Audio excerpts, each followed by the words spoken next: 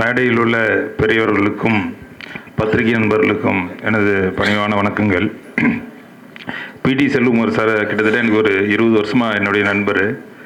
அவர் ஒரு கலப்பை மக்கள் இயக்கம்னு சொல்லி அவர் அப்போ இருந்து இன்னைக்கு வரைக்கும் ஒரு சேவை பண்ணிகிட்டு இருக்கார். ஆனால் ஸ்டேட்டஸ்லாம் போடுவார்.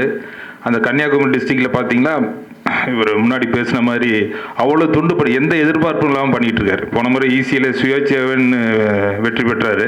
அது மாதிரி எல்லாரும் கூடயும் ஒரு பண்பாக பழகக்கூடிய ஒரு மனிதர், ரொம்ப எளிமையானவர்.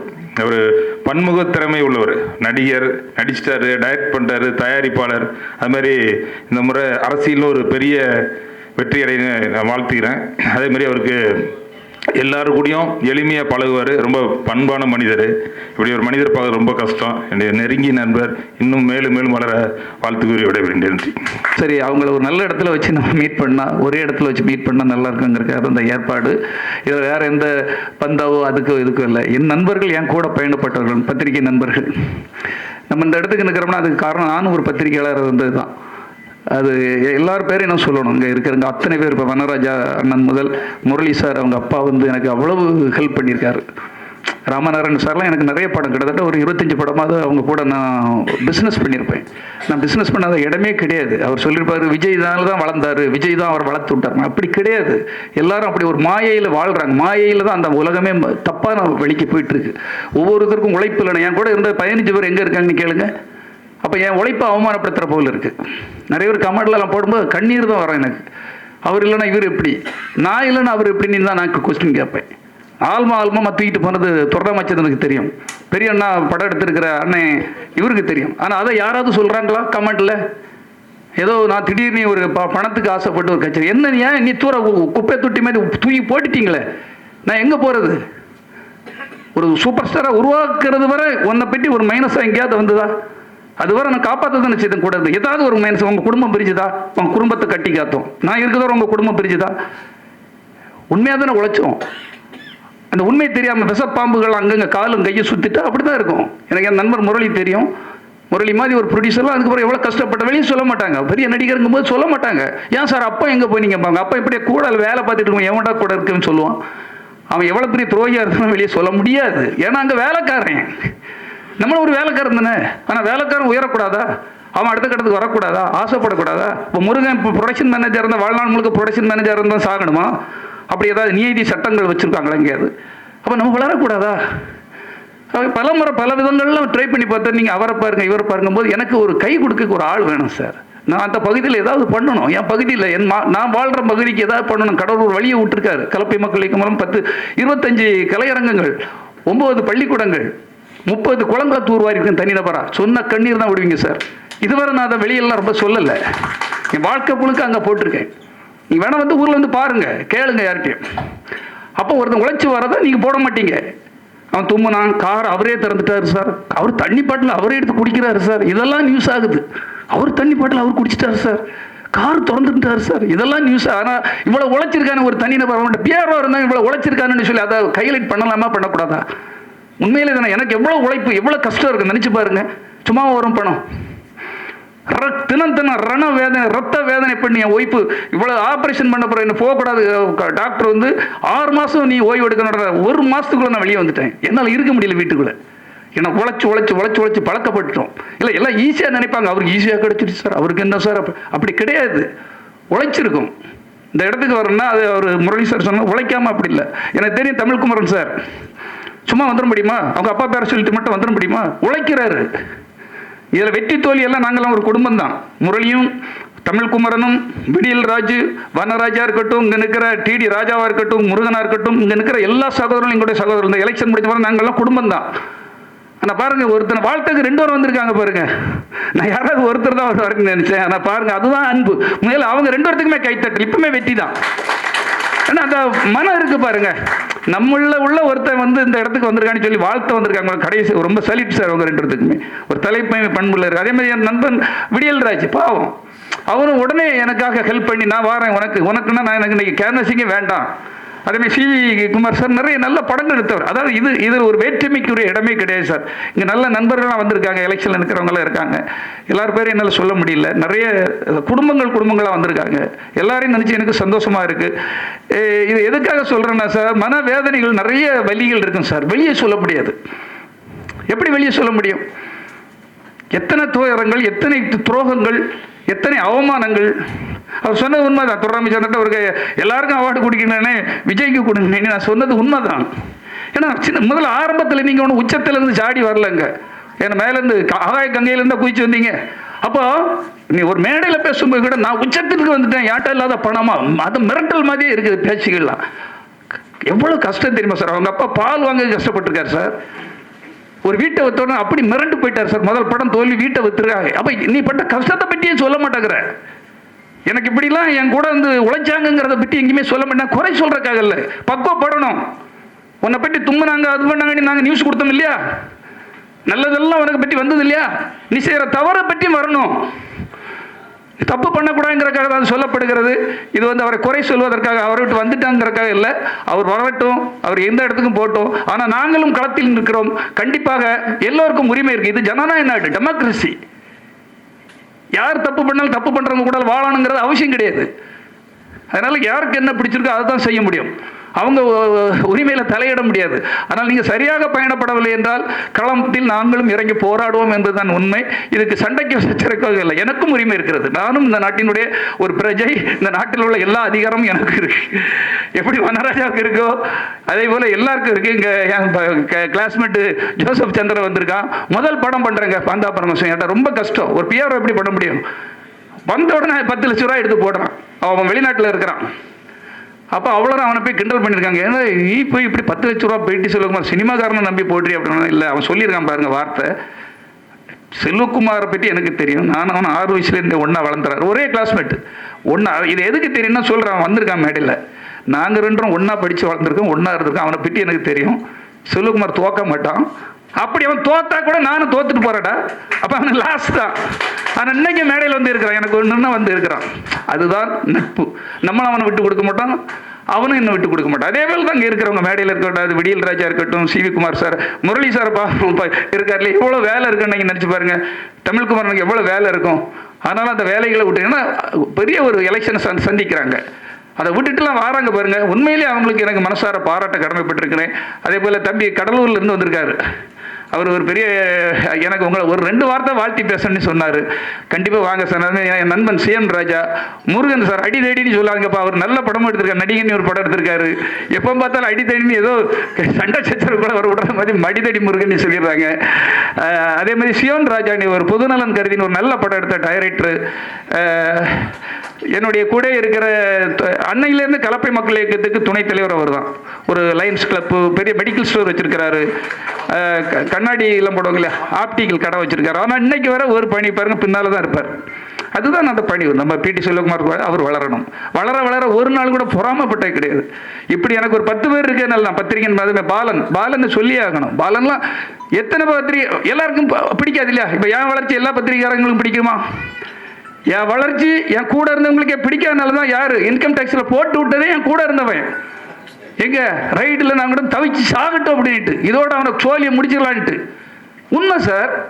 ரைடு முடிஞ்ச பிறகு என் வீட்டில் ஒன்றும் இல்லை. புலி படம் நாளைக்கு ரிலீஸ்னா இப்போங்களா ரைடு. இப்போ சொல்லக்கூடாது, மறைக்கணும், எதுவுமே வெளியே தெரியும் அப்படிலாம் கிடையாது. என் குமரல் தெரியணும். எப்படி சார் இந்த ஒரு படத்தில் நம்ம அடுத்த கட்டத்துக்கு போயிடலாம்? கடவுளே ஒரு வழி தந்துட்டே. பத்திரிகையாளனா கஷ்டப்பட்டேன். இப்போ எம்ஐடி வண்டியில் போனேன். எவ்வளோ அசிங்கத்தை படுத்தேன். ஒவ்வொரு ஆஃபீஸில் போய் விளம்பரம் கேட்க போய் நிற்பேன். இவ்வளோ அசிங்கத்தெல்லாம் தாண்டி ஒரு பெரிய படம் கிடச்சிருச்சு.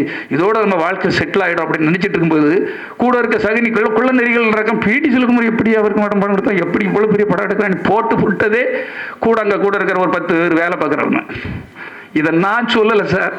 நைட்டு அந்த ஆட்கள்லாம் கண்ணீர் விட்டு என் வீட்டில் ஒன்றுமே இல்லை, என் வீட்டெல்லாம் பார்த்துட்டு கண்ணீர் விட்டுட்டு டீ குடிச்சிட்டு சொல்கிறாங்க, கவனமாக இருங்க சார், உங்களை பற்றி போட்டு விட்டதே உங்கள் ஆஃபீஸில் உள்ளவங்க தான், விஜய் கூட இருக்கவங்க தான். அப்போ எப்படிப்பட்ட ஒரு துரோக கும்பல் கூடலாம் அவர் வாழ்ந்துட்டு இருக்கிறாரு. புள்ள நல்லமாமும் சாரப்பாமும் கருணாகங்கள் இருக்கிற இடத்துல வாழ்ந்துட்டு இருக்கிறாரு. அவர் நினச்சிட்டு தான் நம்ம உச்சம் எவனுக்குமே நிரந்தரம் கிடையாது.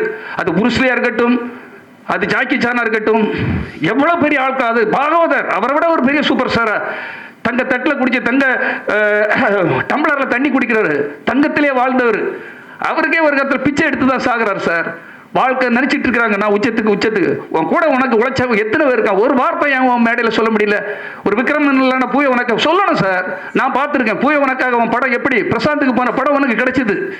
அந்த ரகசியங்கள் எங்களுக்கு தெரியும், ரகசியங்களை சொல்ல முடியாது. சூப்பர் குட்ல அவர் நான் டீ குடிச்சிட்டு இருப்பேன் நைட்டுனா, நம்ம பத்திரிகையாளர் ஜெமினி சினிமாவில் இருக்கனால அண்ணனுக்கு தெரியும்.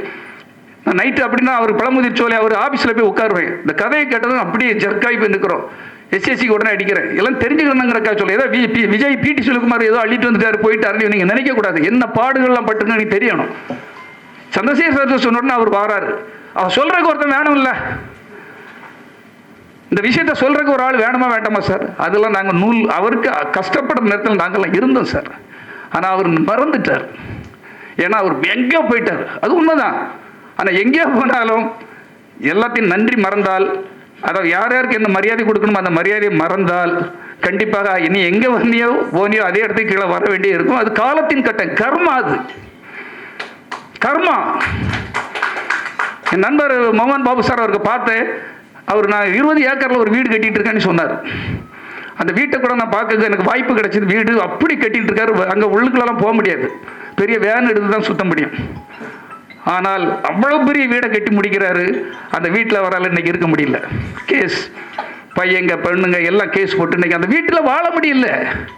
சரத்பாபு சார் எனக்கு நம்பர், அவர் திடீர்னு இறந்து போனார். அவர் ஒரு தாஜ்மஹால் மாதிரி ஒரு வீடு கட்டுறாரு. செதுக்கி சம்பாத்தியத்தை எல்லாம் அந்த வீட்டுக்காக கட்டுறாரு.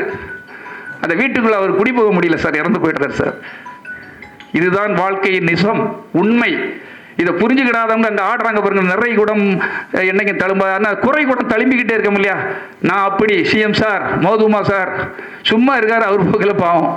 உனக்கு விட்டுட்டு இருக்கிறது பெரிய விஷயம். இன்னைக்கு சும்மா இருக்கவங்கள அவர் பாருங்க. ஆதவ அர்ஜுனாங்கிற யார் எங்கேருந்து வந்தவன்? அவமெல்லாம் மோதுற அளவுக்கு நீங்கள் மோதிப்பார், முட்டிப்பார், நான் ரெடியாக இருக்கிறேன். சும்மா இருக்க பிஜேபி முட்டிப்பாருங்கிறான். அவர் நினைச்சா ஒரு நிமிஷத்துக்குள்ள உள்ள என்ன செய்ய முடியும்னு தெரியும் சார். நீ எந்த இடத்துல இருந்து வந்திருக்கா? நீ யாருமே இல்லை. நான் இதை எதுக்காக சொல்கிறேன்? எப்படிப்பட்ட திருட்டு கும்பல் உள்ள வந்திருக்குங்கிறக்காக சொல்கிறேன். நீ மோதிப்பாரு, இளைஞர்கள்லாம் அவன் வீட்டுக்கு வருவாங்க. அடுத்தால ஒன்று சொல்கிறான், மாணவர்கள்லாம் வருவாங்க.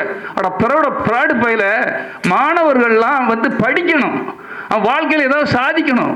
வறுமையிலேயே கஷ்டத்திலேயே விவசாயி பிள்ளைங்க காலேஜ் போயிட்டு இருக்கா, நீ மாணவர்களும் அவன் வீட்டுக்கு வருவாங்களாம். மாணவருக்கு நீ என்ன செய்திருக்க அவங்க வரக்கு? அப்போ தவறான வழிகள், தவறான சிந்தனை, ஃபேக் ஐடி, தவறான நியூஸ்கள். 40 லட்சம் பேர் டிக்கெட் போட்டாங்களாம் வெளிநாட்டில் இருந்து இங்கே வரக்கு. 40 லட்சம் பேர் எப்படி வர முடியும்? டிக்கெட் எப்படி போட முடியும்? தப்பாக நியூஸுகளை போட்டு நீ உண்மையாக உள்ள ஒரு சின்ன விஷயம் சொன்னேன் சார். எதுக்குன்னா இது எனக்கு ஒரு நல்ல வாய்ப்பு. அப்போ இருந்ததுனால சார் கன்னியாகுமரி, இது செங்கல்பட்டில் இருந்து கன்னியாகுமரி வர நம்ம பண்ண முடியும். அவ்வளோ ஆறுகளையும் சுத்தம் பண்ணுவோம் சார். அவ்வளோ குளங்களையும், இந்த கடைநடை மடைகள்லாம் ஃபுல்லாக என்எஸ்எஸ், நேஷனல் சர்வீஸ் பண்ணுறவங்க, சமூக ஆர்வலர்கள், நம்ம தொண்டர்கள்லாம் வச்சு பண்ணலாம் சார். பண்ணிடலாம். மொத்தம் 12 கோடி தான் பட்ஜெட். செயல்படுத்துவோம் சார். நீ சொன்ன எவனுக்கு அது காது கேட்கல. நீ செயலே பண்ண மாட்ட. ஒரு விவசாயிகள்கிட்ட நல்ல பேர் எடுத்திருக்கோம்ல, நீர் ஆதாரத்தை பாதுகாத்துருக்கலாம். திட்டங்கள் கொடுக்க இருக்கிற செய்யவும் முடியும் சார். ஆனால் அதை செய்ய மாட்டான். சும்மா வந்துடுவேன், நான் வந்து அதை பண்ணிடுவேன், இதை பண்ணிடுவேன். என்ன பண்ணுகிறேன்? இன்னைக்கு வரை என்ன செய்திருக்கீங்க? 42 பேர் செத்த உடனே எப்படி போய் அப்படி அடிச்சு 100 மைல் ஸ்பீடில் ஓடுறீங்க? அவ்வளோதான் தெரியும். நானாக இருந்திருப்பேன். இப்போ சொல்லியிருக்கேன் சார், இதே வார்த்தை சொன்னேன் சார். அங்கேயே நில்லுங்க சார். உசுறு என்ன தேடி வந்தவன், ஒரு உயிர் போனாலே நம்ம உயிர் போயிடும் நமக்குலாம். அங்கே நின்று அந்த உயிரை காப்பாற்றுக்கு அத்தனை பேர் நின்றோம். பைக்கை காரை இதை போட்டுட்டு 42 பேர் இறந்த பிறகு எவன் சொல்கிறேன் கேட்க மாட்டேச்சு ஓடுறாரு. நான் அந்த இடத்துல இருந்திருப்போம்னா, நான் மேனேஜராக இருந்திருப்போம்னா சார் இங்கே நிற்போம். உயிர் என் மசருக்கு சமன்னு சொல்லுங்கள் சார். என் தமிழினம், என்னை தேடி வந்த என் ரசிகர்கள், என் தொண்டர்கள், அவர்கள் உயிருக்கு முன்னால் என் உயிர் அது உயிரே இல்லை அப்படின்னு சொல்லிட்டாங்க. இருங்க சார், ஒரு ரூமை போட்டுறாங்க, இருப்பேன் சார். நான் சொல்லியிருப்பேன் சார். அதுதான் நிஜம், அப்படிதான் இருக்கணும். நீங்க எங்க போனீங்கன்னே தெரியாது. ஆனா நான் அந்த தமிழர்களுக்கு ஒரு பிரச்சனைனா நான் நிற்பேன். ஒருத்தன் போட்டுறான், நீ கிளிப்பா அப்படின்ட்டு ஒருத்தன் போட்டிருக்கான். இது ஒரு நீங்க அதை பார்த்துருப்பீங்க, ஒருத்தன் வீடியோ தனித்தனியாக போடுறாங்க இல்லையா? அதெல்லாம் இதில் எதுக்கு சொல்றேன்னா சார், செய்யாததெல்லாம் சொல்லக்கூடாது. நீ எதாவது செய்து காட்டு. ஒரு 10 பேரை வாழ வச்சு காட்டு. நான் என்கிட்ட 25 பேரை வாழ வச்சிருக்கேன் சார். இங்கே ஒரு 100 பேரை வாழ வச்சிருப்பேன் சார். அத்தனை பேரும் பேரோட வேணா சொல்கிறேன். நான் பிஆர்ஓ தான் சார். விஜய் மாதிரி பெரிய ஆள் கிடையாது. ஆனால் நான் வாழ வைத்திருக்கிறேன். நீங்கள் வேணா எங்கள் ஊரில் அவ்வளோ ஒரு லிஸ்ட்டையும் சொல்கிறேன். நந்தகுமாருக்கு தெரியும், இப்போ பேசின சிவகாக்கு தெரியும். ஏதோ ஒரு 10 வாரம் வாழ வைங்க சார், 10 வாரம் உயர்த்துங்க சார். இப்போ எம்ஜிஆர் ஒரு உதாரணத்துக்கு சொன்னால், எம்ஜிஆருக்கும் இப்படி தான் பிரச்சனை வந்து, எம்ஜிஆரை நீயும் ஒன்றா 2.5 வயசில் அப்பனை இழந்தவன், அனாதையாக வந்து நின்னவன், தெருவா அலைஞ்சவன். அனாதை மட்டும் இல்லை சார், கஞ்சிக்கு சாப்பாட்டுக்கு வழி இல்லாமல் பிச்சை எடுத்திருக்கிறாரு. ஒரு ஹிஸ்டரியை படித்தாதான் தெரியும். உழைச்சிருக்காரு சார். நாடக நடிகரை 10 வருஷம், ஜூனியர் ஆர்டிஸ்டா சும்மா ராமர் வேடல பிள்ளை அம்பு விடுறதெல்லாம் அவர் அதெல்லாம் பார்த்துருக்கேன் படங்களில். எவ்வளோ வேதனை, எவ்வளோ கஷ்டங்கள். எத்தனை ஒரு வீட்டில் சமையல் பண்ண ஒரு ஆள் சொல்கிறாங்க, அம்மா மெஸ்ஸு இன்னைக்கு 3 ஹோட்டல் வச்சு கொடுத்துருக்காரு சார். சமையல்காரனை கூட அவனுக்கு வாழ்க்கைக்கு என்ன தேவை, டிரைவருக்கு என்ன தேவை, கூட இருந்த அடியாளுக்கு என்ன தேவை எனக்கு தெரியும். சத்யபாமா அவர் பேர் என்ன, ஜேபிஆர். எத்தனை காலேஜ் வச்சு அது தலைவன். கூட இருக்கவன் அழகு கடை கூட இருக்கவன் எல்லாம் துரத்தி விட்டு அவன் மேலே பழியை போட்டு அசிங்கப்படுத்தி, தப்பு பண்ண கூட நல்ல தலைவன் என்ன சார் செய்வான், அவனை மன்னித்து விடுவான் சார். மன்னித்து ஓப்பா இப்படி பண்ணாத, இல்லை அவனை கௌரவமாக வெளியே தள்ளுவான். இன்னைக்கு பாருங்க, ஒரு பையன் இப்போ எதுக்காக இவ்வளோ பேசுகிறேன்னா, அவரு கூட 15 வருஷமாக இருக்கிறான் சார். செல்வமணி ஒரு பையன், நீங்கள் பார்த்துருப்பீங்க. உதவியாளர், கொடை பிடிக்கிறது, ஜூஸ் கொடுக்கறது, தண்ணி கொடுக்கறது, அவருக்கு ஒன்றுன்னு அப்படி காலை கழுவி விடுறது, அத்தனை உதவிகளையும் செய்த ஒரு பையன் அவரை வேலையை விட்டு தூக்கிட்டீங்க. ஏதோ ஒரு பிரச்சனை எல்லாருக்கும் வரும் சார். எல்லாரும் தப்பு பண்ணுவாங்க. தப்பு பண்ணாமல் இருக்குங்க நம்ம ஒன்றும் ராமரோ ஸ்ரீராமரோ காந்தியடிகளோ கிடையாது. தவறுகளை சரி பண்ணி கொடுக்கணும் சார், அதான் தலைவன். இப்போ அந்த பையன் வந்து நீங்கள் நடு ரோட்டில் இருக்கான், வேலையை விட்டு தூக்கிட்டீங்க, அவனுக்கு ஏதாவது செய்யலாம்ல. நீ உச்சத்தில் இருக்கிறா, எங்கே இருக்கியே, உச்சத்தில் இருக்கீங்க. கோடிகள், பல கோடி, 250 கோடிங்க, 300 கோடிங்கிறீங்க. ஏன் அவனுக்கு ஒரு 5-10 லட்சம் கொடுக்கல என்ன சார் இருக்கு? அதுதானே தலைவன். உங்கள்கிட்ட இருக்கு, இல்லாமல் நீ கொடுக்க வேண்டாம். நான் கொடுக்குறேன். அந்த பாவம் அங்கே தான் வந்திருக்கான், ஆப்ரேஷன் பண்ணிட்டு அவனால் முடியாமல் எவ்வளோ லெட்டர்ஸோ இதுவும் கொடுத்துருக்கான். நான் திரும்ப அவன்கிட்ட கேட்டப்ப அவர் உதவியை கேட்டுப்பார். தரலன்னா வாங்க அப்படின்னு சொன்னேன். என்னுடைய முதல் தவணையாக அந்த பையன் அவருடைய உதவியாளர் கூட பிடிச்சு, அவனுக்கு செல்வம் நீங்கள் பார்த்துருப்பீங்க யூடியூப்லாம். அவருக்கு இந்த நேரத்தில் என்னுடைய உதவியாக 50,000 இப்பொழுது கையில் கொடுக்க நான் கடமைப்பட்டிருக்கேன். கையில் கொடுக்குறேன், உங்கள் முன்னிலையில் கொடுக்குறேன். எல்லாம் உண்மை தெரியணும் சார். அதுக்கப்புறம் மக்கள் முடிவு பண்ணட்டும். இந்த விஷயம் மக்களுக்கு தெரியணுங்கிறக்காக தான். உதவி செய். அவன் அவமானப்பட்டு கேவலப்பட்டு இருக்கான். இன்னைக்கு சூசைட் பண்ணுறதுக்கு அட்டன் பண்ணியிருக்கான் சார். அதனால தான் நான் அவருக்கு இந்த உதவி இந்த மேடையில் வைத்து செய்கிறேன். அது மட்டுமில்லை, சிவன் ராஜன் என் நண்பன் டைரக்ஷன், அவர் எழும்புக, அவருடைய அடுத்த படத்தில் அவருக்கு ப்ரொடக்ஷன் அந்த வேலையை கொடுக்கவும் ஏற்பாடு பண்ணியிருக்கேன். என்னால் முடிஞ்சது அதான் சார் செய்ய முடியும். நான் இருக்க கன்னியாகுமரியில் தான், ஆனால் இங்கு உள்ள வேலையும் செய்வேன் என்பதற்கு ஒரு முன்னுதாரணமாக அவருக்கு ஒரு உதவியும் செய்து அடுத்த படத்துக்கும் அவருக்கு அந்த வாய்ப்பை வாங்கி கொடுத்திருக்கிறேன். செல்வம் அவர்களை மேடைக்கு வருமாறு அன்போடு அழைக்கிறேன். ஒரு பாவம் சார், அவர் 15 வருஷமா உழைச்சிருக்காரு. எஸ்.ஏ. சங்கர் சேரிட்டு 25 வருஷமா உழைச்சிருக்காரு. அப்படி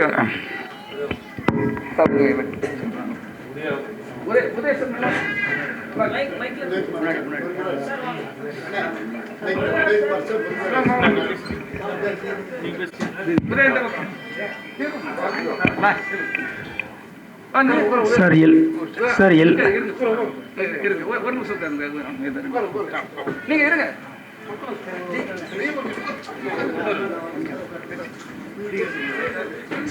சரி, எல்லாருக்கும் என்னுடைய பணிவான வணக்கங்கள். நான் அவ்வளோ பெரிய ஆள் கிடையாது, ஒரு சாதாரண ப்ரொடக்ஷன் அசிஸ்டண்ட்டு. ஆனால் என்னையும் மதித்து இந்த அளவுக்கு என்ன கொண்டு வந்திருக்காருன்னு என் கண் கலங்குது. உண்மையிலேயே நான் அவரை இப்போ இந்த நேரத்துக்கு நான் தெய்வம் மாதிரி மதிக்கிறேன். பிடி செல்வகுமார் சாரை. அவர் தேவா படத்துலேருந்து எனக்கு அவரை தெரியும். உங்கள் ஊடகத்துக்கும் பத்திரிகை நண்பர்களுக்கும் இங்கே வந்திருக்கிற ப்ரொடியூசர் அனைத்து பேருக்கும் மற்றும் இருக்கிறவங்க அனைவருக்கும் என்னுடைய மீண்டும் பணிவான வணக்கத்தை செய்கிறேன். சார் எனக்கு நல்லா தெரியும். 40 வருஷமாக சினிமாவில் இருக்கேன். வீட்டுக்கு ஒரு கண்டையிலேருந்து சாரையும் எனக்கு தெரியும். இங்கே பழைய விஜயகாந்த் சாருடைய சுப்பையா அண்ணனுக்கும் எனக்கு நல்லாவே தெரியும். நான் இந்த அளவுக்கு துணிஞ்சு இங்கே நின்று பேசுகிறேன்னா, மீடியாவுக்கு என்னை வெளியில் கொண்டு வீட்டிலேயே முடங்கி கிடைக்காத செல்வம் போய் அவரை உதவி கேளுன்னு சொன்னார். எத்தனையோ முறை அவரை போய் பார்த்து கெஞ்சி, நான் என் வீடு ரொம்ப கஷ்டமாக இருக்குது சார்ன்னு. நான் இப்பவும் சொல்கிறேன் சார், மீடியாவில் எதுவும் பிட்டாக போடாதீங்க. அவரை பற்றி நான் தப்பாக சொல்லலை. நீங்கள் நல்லா பாருங்கள். நான் ஆரம்பத்துலேருந்து கடைசி வரைக்கும் நான் பேசின வார்த்தைகளை பாருங்கள். அதில் எதையுமே அவரை பற்றி நான் தப்பாக சொல்லலை. உண்மையைத்தான் பேசியிருக்கேன். அதை வந்து மீடியாக்காரங்க கட் பண்ணி இந்த ட்ரெய்லர் போடுற மாதிரி எட்டி உதச்சோம் அது இப்படிலாம் அதெல்லாம் போட்டிருக்காங்க. அதெல்லாம் கொஞ்சம் பார்த்து உண்மையை மட்டும் போயிருக்கேன். இப்போ நான் இந்த பேசுகிறதுக்கு காரணம், எனக்கு இந்த அளவுக்கு உதவி பண்ணுறாருன்னா நான் உண்மையிலே என் குடும்பமே அவருக்கு வாழ்த்தும். பிடி செல்வகுமார் மீண்டும் இந்த அரசியல் நல்லா இருக்கணும், நல்லா வரணும்னு என்னுடைய மனமார்ந்த பாராட்டு. உண்மையிலேயே அவர் எவ்வளோ கஷ்டப்பட்டாருன்றது அவர் சொல்கிறாரு. அவர் கூடவே இருந்து பயணித்த நான் விஜய் சாருக்கு என்ன பண்ண, தேவா படத்துலேருந்து நாகர்கோயிலேருந்து நான் அவரை பார்த்துக்கிட்டு இருக்கேன். கிட்டத்தட்ட 60 படம் எஸ்ஏ சந்திரசேகர் சார்கிட்ட வேலை செஞ்சேன். அவங்களுக்கு என்னன்னு தெரில, உதவி பண்ணணுன்ற அந்த எண்ணம் வராது. கோடி கோடியாக இருக்குது, நம்ம கூடவே பயணிச்சிருக்கானே, அவனுக்கு ஏதாவது ஒரு உதவி பண்ணணும். இந்த அளவுக்கு நான் பேசணும்னு அவசியமே இல்லை. கோடி கோடியாக கொண்டு போய் என்ன சார், செத்துட்ட பிறகு ஒரு குடும்பமே ஒருத்தன் செத்துட்ட பிறகு அவனுக்கு மாலையும் மரியாதையும் செய்கிறத விட அவன் உயிரோடு இருக்கும்போது அவனுக்கு ஏதாவது உதவி பண்ணால் அவங்க குடும்பத்தை அவங்க பாராட்டுவாங்க. இது மற்றவங்களுக்கு தெரிய மாட்டேங்குது. ப்ரொடியூசர்லாம் இன்றைக்கி ரொம்ப நல்லவங்க, ஆனால் அவங்களால தான் நாங்கள் இன்றைக்கி ப்ரொடக்ஷன் அசிஸ்டன்ட் நல்லா இருக்கோம். எனக்கு ஒரே ஒரு கோரிக்கையை மட்டும் சாருக்கிட்ட வைக்கலான் இருக்கேன். ஏன்னா முதலமைச்சர் இந்த அளவுக்கு அவருக்கு ஒரு பதவி கொடுத்துருக்காருன்னா ரொம்ப மிகவும் சந்தோஷப்படுறேன். சினிமா தொழிலாளர்கள் ரொம்பவும் கீழ்மட்டமாக இருக்கிறவங்க ரொம்ப கஷ்டப்படுறாங்க. லைட் மேனாக இருக்கட்டும், டிரைவராக இருக்கட்டும், 24 யூனியனில் கஷ்டப்படுறாங்க. ப்ரொடக்ஷன் நாங்களும் கஷ்டப்படுறோம். கண்டிப்பாக ஜெயிச்சார்னா ஜெயிப்பார் எனக்கு நம்பிக்கை இருக்குது. முதலமைச்சர்கிட்ட போய் சொல்லி எங்களுக்கு வாழ்வாதாரம், வீடு இல்லாதவங்களுக்கு, சினிமா தொழிலாளர்களுக்கு வீடு இல்லாதவங்களுக்கு வீடு கொடுக்கணும்னு பேசணும். இப்போ இப்போ தயாரிப்பில் இருக்கிற முரளி சாருக்கும் நான் வேண்டி கேட்டுக்கிறேன். நான் 40-50 வருஷமாக சினிமாவில் இருக்கேன்.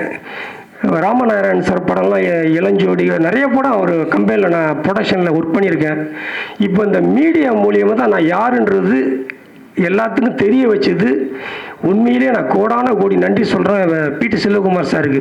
எனக்கு எத்தனையோ மிரட்டல்கள் வரும், எத்தனையோ வந்துச்சு, எத்தனையோ ஃபோன் பண்ணிட்டு அந்த பேட்டி கொடுத்த பிறகு நீ என்னை யாருன்னு வெளியில் காட்டுனது. ஏன்னா சார் பொய் சொல்லிட்டு சாகிறத விட நடந்த உண்மையை சொல்லி இதுக்கே கமெண்ட் போடுறாங்க. விஜய் சாரை பற்றி நான் தப்பாக சொல்லிட்டணும். அது நான் அவரை பற்றி தப்பாகவே சொல்லலை. இத்தனை வருஷமாக இருந்தேன். இன்றைக்கி என் குடும்பம் கஷ்டப்படுது. ஓப்பன் ஆப்ரேஷன் பண்ணியிருக்கேன். நீங்கள் அந்த வீடியோவை பாருங்கள். கிட்டத்தட்ட 3 லட்சம் பேருக்கு மேலே பார்த்துருக்காங்க. ஆரம்பத்துலேருந்து கடைசி வரைக்கும் அந்த வீடியோ பாருங்கள். என்னுடைய கஷ்டத்தை போய் பிடி செல்வகுமார் சார் சொன்னார், தம்பி இத்தனை வருஷம் நீ கஷ்டப்பட்டுருக்க, உன்னுடைய கஷ்டத்தை போய் விஜய் சார் சொல்லுன்னாரு. என்னை பார்க்க விடாமல் எவ்வளோ தடுத்துட்டாங்க. இந்த அளவுக்கு நான் இன்னும் பேசுகிறேன்னா எவ்வளோ உதவிகள் பண்ணிக்கிட்டு இருக்கார் பிடி செல்வகுமார். அதெல்லாம் நான் இதில் பார்ப்பேன் டிவியில். அப்போ இவ்வளோ உதவி பண்ணுறாரு, நம்ம அவர்கிட்ட கேட்டு பார்க்கலாம் அப்படின்னு கேட்டேன். ஒரு துணிச்சலாக தான் சார் நான் இதில் பேசியிருக்கேன். உண்மையிலேயே அவர் மேலும் மேலும் நல்லா இருக்கணும், நல்லா வரணும். அவர் குடும்பத்துக்கு என்னுடைய வாழ்த்துக்கள் சார். ரொம்ப வணக்கம் சார், நன்றி சார். அவருக்கு அந்த உதவியை செய்வது எனக்கு ஒரு புண்ணியமாக தான் நினைக்கிறேன். இது வந்து ஒரு ப்ரொடக்ஷனில் இருந்த ஒரு பாவம். அவரை பற்றி ஈஸியாக நாம தூக்கி துற போட்டுடலாம், நமக்கு என்னட்டு இருக்கலாம். அப்படி கிடையாது. அவரும் வெளியே வரணும், வேலை பார்க்கணுங்கிற ஒரு நல்ல எண்ணத்தில் தான் நண்பர்களை பண்ணுறேன். இதையும் பாலிட்டிக்ஸ் ஆக்குவான், இதையும் ஒருத்தன் கமெண்ட்டில் கிண்டல் பண்ணுவான். கிண்டலை பற்றி பார்க்காதீங்க. ஏன்னா கிண்டல் பண்ணுறதுக்குன்னே 120 பேரை வேலைக்கு வச்சுருக்கான். யார்? பெரிய உத்தம புத்திரன். யார்? ஆதவ் அர்ஜுனானி ஒருத்தன். ஃபேக் ஐடிகள் எல்லாம் அவனுக்கு தெரியும். இவங்கள வந்து மற்றவங்களை கமெண்ட் பண்ணுறதுக்குன்னே ஆட்கள். ஒருத்தன் பேட்டி கொடுத்தாங்கன்னா உடனே அது ஒரு பொம்பளை பேட்டி கொடுத்துருக்கு வைஷ்ணவினி, அந்த பிள்ளைய கமெண்ட் பண்ணுறதுக்குன்னேட்டு 100 பேர் வேலை பார்க்குறான். உழைச்சி பண்ணுங்க சார், நல்லவங்களை வாழ வைங்க சார். நீங்கள் இங்கே வேணால் எவ்வளோ வேணால் உங்கள்கிட்ட பணம் இருக்குது, ஏமாத்தக்கு திறமை இருக்குங்கிறக்காக யாரை வேணாலும் ஏமாற்றலாம். மேலே ஒருத்தங்கிட்ட இருந்து நீங்கள் தப்பிக்கவே முடியாதுங்கிறத மட்டும் நான் மீண்டும் ஒரு முறை சொல்லிக் கொள்கிறேன்.